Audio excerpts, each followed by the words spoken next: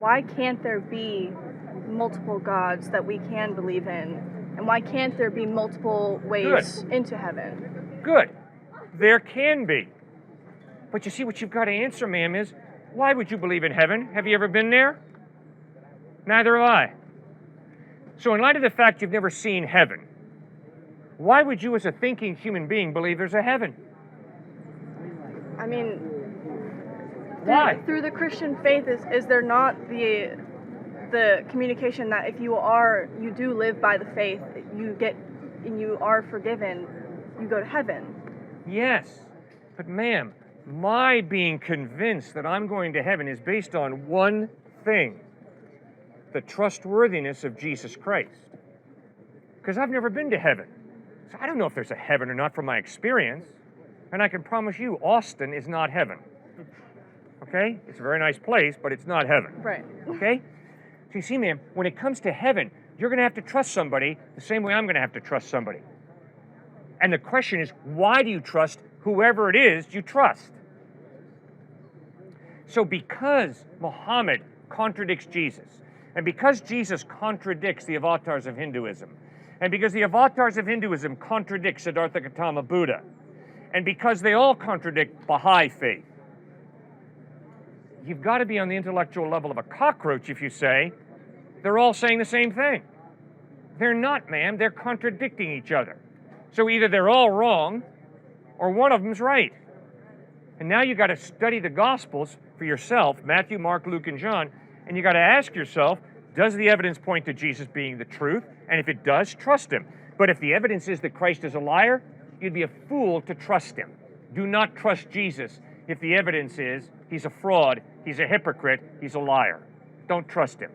But if the evidence is he's totally reliable, if the evidence is he really did die and rise from the dead, then you can trust him, and he's the one who promises heaven to everybody who puts their faith in him.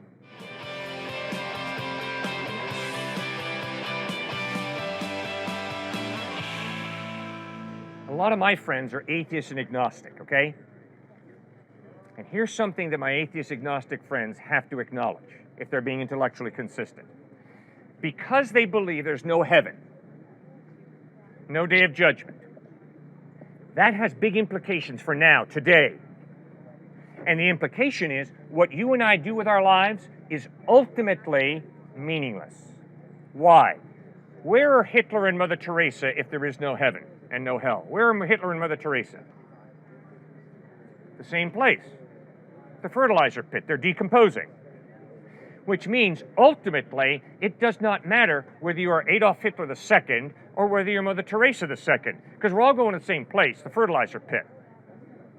You see, Jesus says, no, there is eternity out there, and there's a heaven and a hell, and there's a day of judgment, which means the decisions that you make today are really significant. They really matter. And you are really valuable, because God wants you to live for eternity with him in heaven. And becoming fertilizer is not God's plan for you and desire for you. Does that make any sense? Yeah, of course. Thank you so much for raising that. Yes, sir. There's been a couple issues of things that you've been saying that I have questions with, but I'm just going to do a quick short one. One of my main questions that I always have is just that, given what you touted earlier, a tri-omni God, of omnibenevolent, omnipotent, omniscient, just all-powerful, all-knowing, all-caring, how do you explain the existence of evil and suffering? You bet. Very slowly, having to acknowledge I can't give you a complete answer. I do not know ultimately why God allowed evil, suffering, and death. But here's my first point. If you're an atheist or if you're an agnostic, what is your solution to the problem of evil and death? My solution to the evil problem? The solution. What is your solution to the problem of evil and death? If you're an atheist, if you're an agnostic. I mean, the solution for everybody is just to be as good as possible. I mean, everybody should aim for being good. According to their own definition of good, right? Becoming, own definition of good, whether it's objective good from God or objective good from another source. Well, remember, the atheist or agnostic says either there is no God or I don't know whether there's a God. Yeah. So good is not defined by God if you're an atheist. Yeah. If you're an atheist, good is defined by your culture or by the power elite or by yourself or by majority opinion. It could be just defined as good. Good just exists, whether God or not. How can good just exist? Good could possibly, because I don't know if there's a God or not. But I mean, if there is such a thing as a God that is out of time, like that is eternal, why can't other concepts like good just be out of time and eternal, just a thing that exists like God? Okay. Sir, good is an intangible value. You cannot see good. You can't see God either. Exactly. You cannot measure good, right? You can't measure God.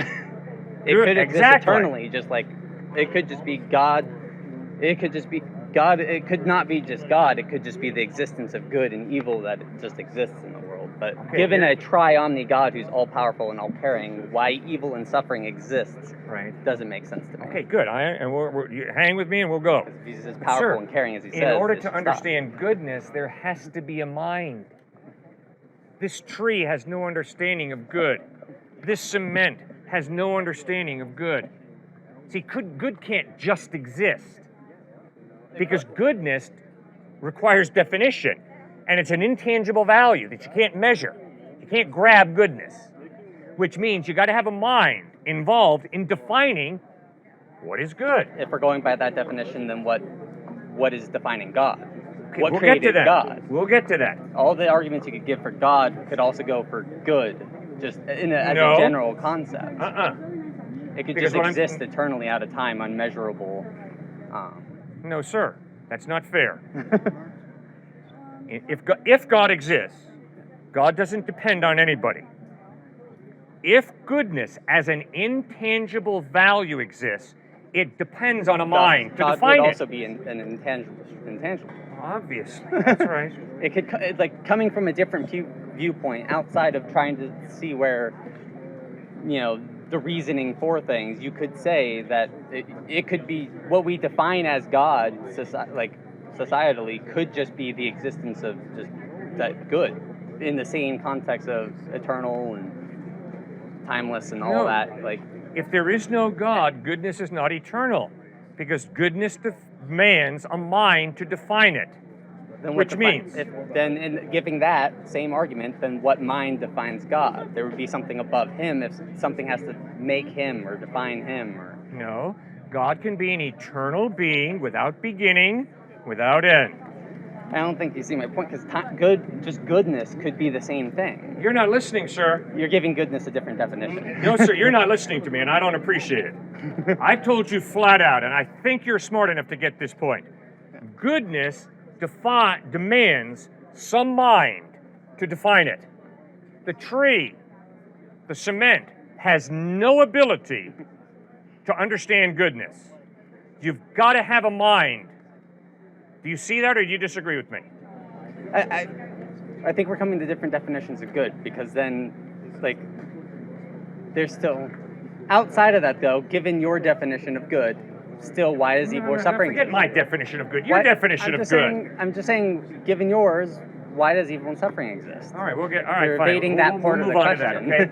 But, sir, I got a real problem with your thinking, all right? I don't think you're being honest with yourself.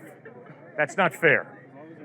You know very well that I've cornered you totally, intellectually. You know very well that you cannot have goodness without some type of mind to create and define it. It's impossible. This does not define goodness. That does not define goodness. And that camera does not define goodness. And your glasses do not define goodness. Neither does your shirt, your pants, or your sneakers. You've got to have a mind to define goodness. Sorry, you have no option intellectually. This has nothing to do with God. It has nothing to do with Jesus. It has to do with simply thinking fairly. All right, moving on to next. Okay, but your point is, okay, but if this good God exists, why is there evil and suffering? It's real simple, sir.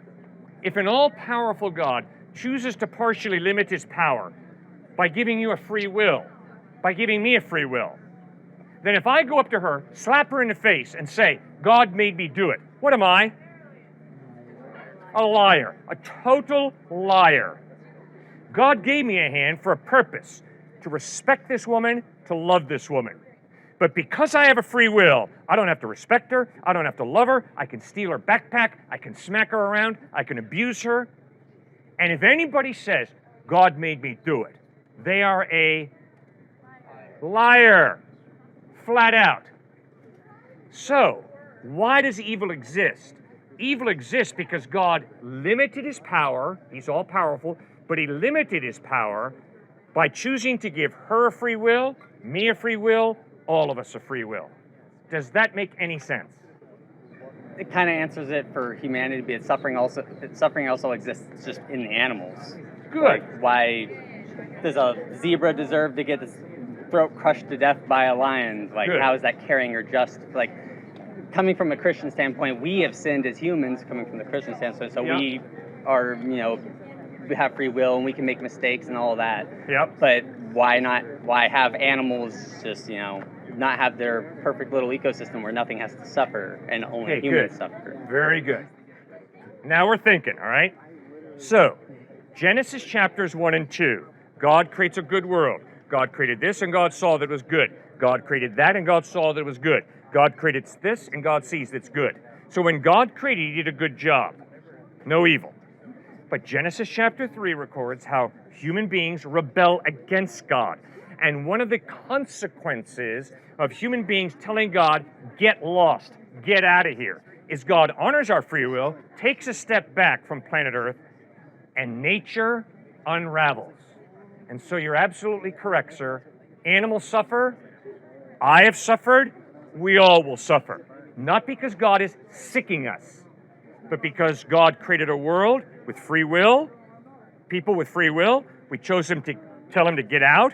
When he gets out, chaos fills the gap. Genetic breakdown, death occur. Because humans decided to reject God, God punished the animals. One of the consequences... It seems uncaring and unjust, given a triune God. No, it's an issue of consequences. Who put Texas State together? Did they do it last summer? Well, the consequence should go to the humans that did it. You don't punish someone else for somebody else's misdoing. That would be a nice way for things to happen. But unfortunately, because I have free will, if you're a husband and I smack you around, it might affect how you treat your wife when you go home tonight. It might affect how you treat your kids when you go home tonight. You see, for me to think that, well, I've got free will and it's just me and it's just you, and there are no consequences to the way I exercise my free will, that's a lie. Total lie. Well, how I would interact with animals is one thing, but how animals should interact with each other. Why suffering exists between animals, not from humans to animals, but between animals, suffering exists. Why are they being punished for suffering between themselves? They're not being punished. If they didn't do punished. anything wrong. You're correct. You're absolutely correct. They didn't do anything wrong. The same way, little babies that I have to bury didn't do anything wrong. But they're born into an unfair world where birth defects occur, and so babies die. Not because they've done something wrong. They have not done anything wrong. But they are born into an unfair, unjust, messed up world. Thanks for raising those issues. Yes, ma'am. They're also born with original sin, though. Which Okay, what does that mean? My good Catholic friend, what does that mean?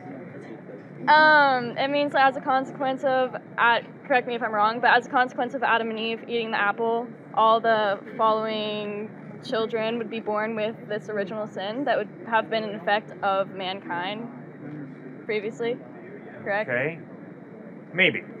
And at least also the way I was brought up was that if you were not baptized or had your original sin reversed, you would not be able to make it to heaven. Yeah, so I totally disagree with that. I don't think there's any biblical basis for that. But wouldn't original sin be a spiritual birth defect? Good. Ooh, now I think we're onto something here. Okay, so what on earth is original sin? Original sin is simply this. I am born with a readiness to sin factor. Doesn't mean that everything I do is evil. My atheist friends do a lot of good. They've got a conscience. But all of us have sinned. Every atheist, every agnostic, every Christian, Jew, Buddhist, Hindu, we all have sinned. Part of the reason we have sinned is because we're born with a readiness to sin factor. Let me give you an example. When I was 4 years old, I was in a sandbox playing, and my friend had the audacity to hurt me. So very naturally, I took up the metal truck, and I said, really? Bam! Never seen that behavior model before, but I very naturally took up the metal truck, slammed it on my playmate's head, and it wasn't pretty. I am a sinner. That's my son over there, walking this way. He used to sit on a baby chair. I would put a glass of grape juice in front of him, and I would say, Stuart, do not knock this glass of grape juice off this tray. And with a smile from this ear to this ear, he would backhand that glass of grape juice off the tray. He was born a sinner, same way as old man, me, was born a sinner. Now, what does that mean? It means we have a readiness to sin factor. But we cannot blame our sinful nature for what we do, because we still have a free will. So if I slap her and you say, wait a second, Cliff, what'd you just do to her? Why'd you do it? And I say, because of my sinful nature. That's a cop-out, because I still have a will. And you see, here's the challenge. The challenge for me is to overcome my sinful nature with my will and make responsible decisions. And that's why the whole line of thinking at Texas State University, which is, I was born with this desire, therefore it's good, is a crock. Well, can I ask you then, do you believe that babies are born with an understanding of good versus evil, or do you believe that it was taught by human nature? Good, very good question. I'll answer this, and then Stuart, you answer it. I am convinced that my little granddaughter, who is 6 months old, his daughter, has no understanding of what good and evil are. But I am convinced that when she comes of age, and I think for different people that's different, she will develop her own understanding of good and evil. Will that understanding be heavily influenced by her environment? Yes, ma'am. Will her understanding of good and evil be limited by her environment? No.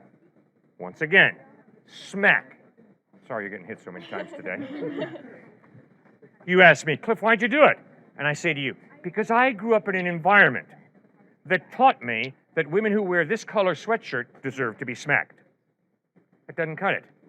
Because although my environment taught me that, I still have a conscience, a rational mind, and I am responsible before God to exercise that and to contradict my culture, to contradict my environment when I begin to realize my environment is wrong. Let me give you one quick example. Yeah, no, go ahead. I played major college basketball. I was the worst guy on the team. I had good seats for every game.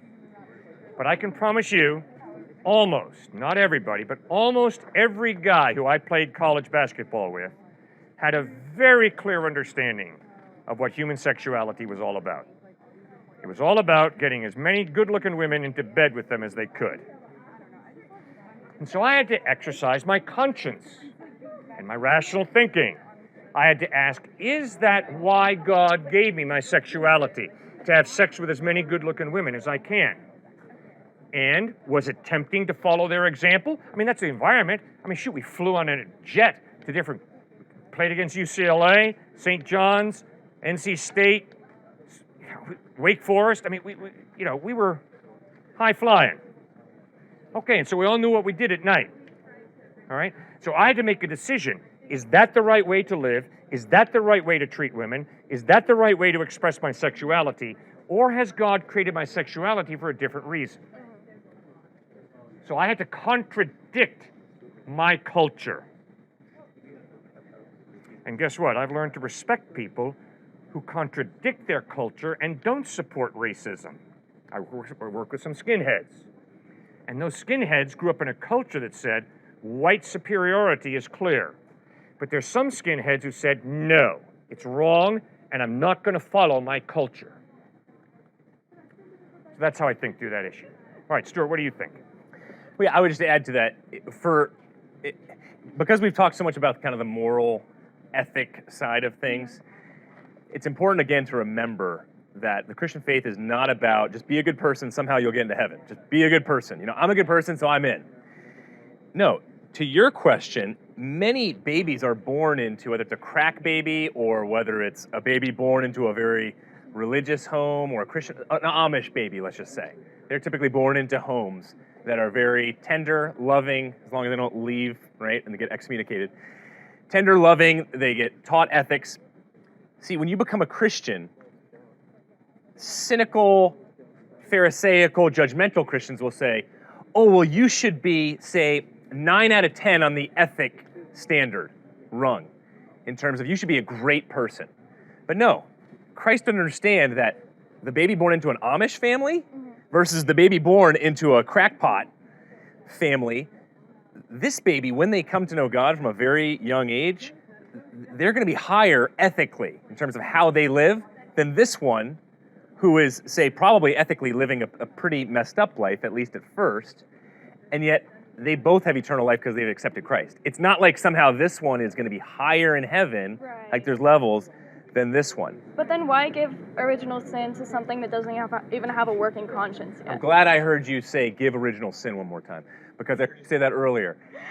Right. Because God doesn't give original sin. See, I debated an atheist on YouTube not too long ago. He's a comedian. And that's what he kept pushing me on. Out of the book of Isaiah, briefly talks about how God creates evil.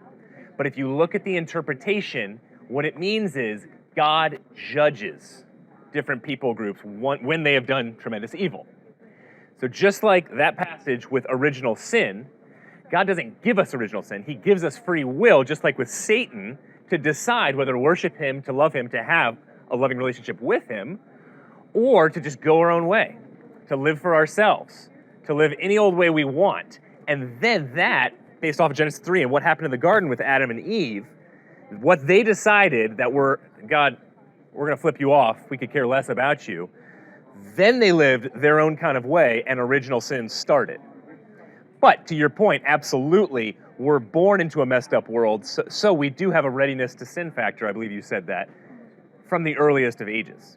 But babies will also be in heaven, because when David's baby dies, his wife was Bathsheba, he says, I will go to you, you will not come to me. So babies will be in heaven, based off of the question earlier on suffering. Does that make any sense? Yes. Thank you so much for raising that. Yes, sir. So I believe in God, and I turned Christian, and I know it's only because I'm American, and obviously the main religion in America is Christian. Yeah. So that's why I lean towards Christian. But I have a question. So Not a good reason to lean towards Christian, okay? I Okay, appreciate your maybe not. honesty and your ability to analyze yourself. Yeah. Please do not believe in Jesus Christ because you grew up in America. Not a good reason. No. I believe in God, Good, and I didn't before. right? But I'm still stuck on this whole Jesus thing. Yes. Because if he's sinless, like, Yes. is there a possibility that there will be another person born that's sinless? Or is Jesus the only one? Well, Jesus is the only one that I know of so far who's been born sinless. Mm-hmm. And I think it's highly unlikely that someone will be born sinless. I guess my main question is I can believe in God because Yep. I know I can't see him factually, but I have a belief in him. Yes? But I don't know if I can believe in Jesus because he was on earth, Yes. and not everybody was there to prove whether he was sinless or not. Like, he wasn't surrounded by Good people point. 24/7 saying... Good point. Very good point. So Yeah. maybe Jesus did sin at some point. Mm-hmm. But I have to follow the evidence. And the evidence is the Apostle John lived closely with Christ for 3 years. And in 1 John, John writes, in him is no sin. So you're right, John didn't live with Jesus intimately for 33 years, just for 3 years. Yeah. But I can promise you, if a dude lives with Jesus for 3 years and can honestly say, I've never seen the guy sin, that's pretty impressive. Then in John chapter 8, Jesus looked into the faces of his enemies and asked them, which one of you can prove me guilty of sin? And his enemies were silent. Whoa!